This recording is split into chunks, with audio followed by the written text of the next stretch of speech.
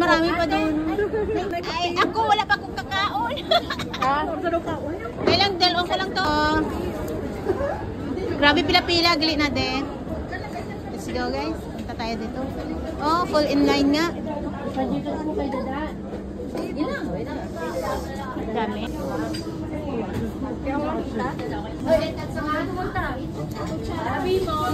Sa rice. Sa kanya, yung munggo. Munggo, with isip.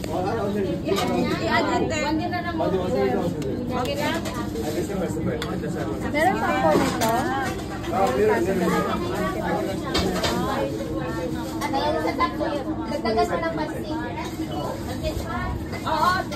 Ano, take out po, take out. Take out. Take out yung pansin. Tete, isa. Kwente. Isa. Oo. At saka rice.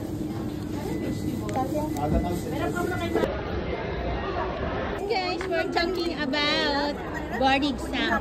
Ate Christy, ano gusto mong kukunin? Ako, tapos na ako ng midwife. Naging, ano na lang, house na lang. Maid na lang, naging maid na lang. You're joking. Ano ikaw naman, ready ka na talaga magkuha ng board exam? Yes. Para mag-retired ka? Yes, pag-retired ako, May trabaho ka sa inyo? may lipinsya pa. Alright. Di ba may license ka? Kukuha sa board exam. Kukuha sa board exam para pag magbata gani kami. Grabe! Kasama na tayo doon. Sabihin mo, kung mga naka, siya daw ang magiging midwife. Pwede pa ko, no? Papa-inject na lang. May IVF ka? Ano na lang taga rito? What do you think? Pwede nyo take out mo lang. May cup kayo pang take out. Mayroon. Yes, please. Transfer na lang.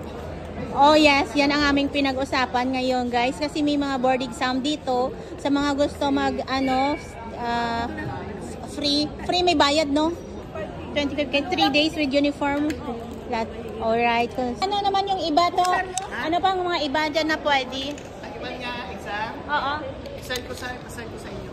Sabihin mo lang yung slight lang. Yung alam mo lang. Meron pa tayong Certified Public Accountant, Nurses, Midwifery, Alright.